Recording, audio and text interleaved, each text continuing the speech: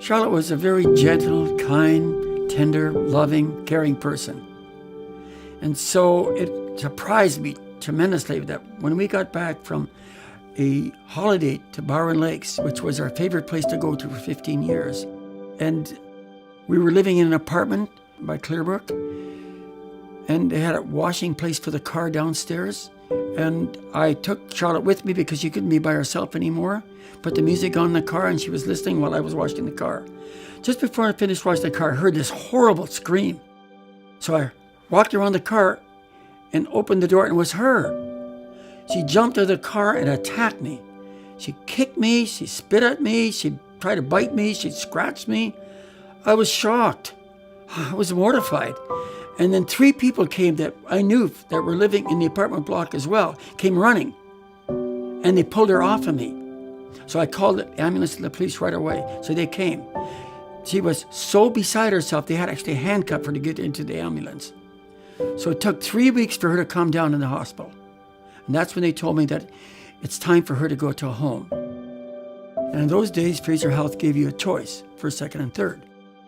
And they told me a week later that there was a place in Taber, and I'd have to go there unless I want to take her home, which they said we don't recommend. So I called my son and said, listen, this is what's happened. He said, Dad, maybe this is where God wants her to go. And I said, I hope not, but if that is true, maybe I'm going to have to try it because I got no other option.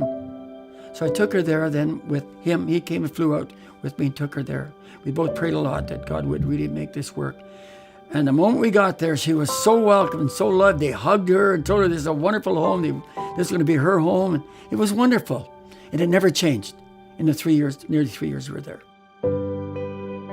You know, one thing that happens when people have to let their partner go to a home is real sadness, sometimes anger, sometimes depression.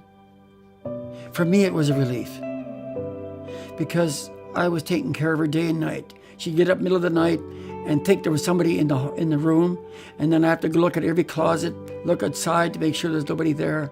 I didn't feel like I had to be the one responsible.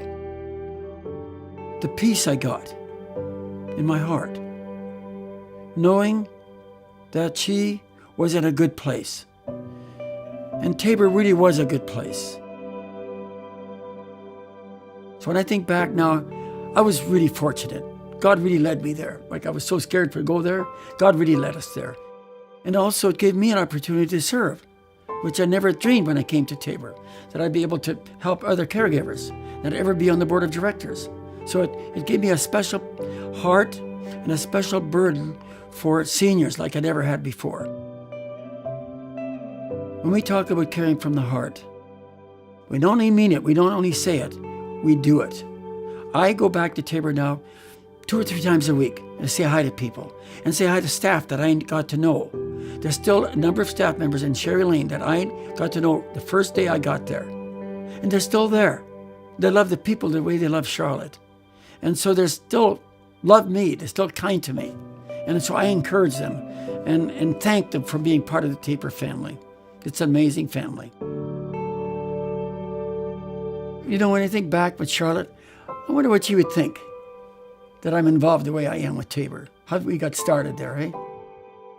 I can't help but think that you have a smile on her face, clapping her hands, shaking the hand of Jesus, you know, say, good work, Jesus, for putting him into that place.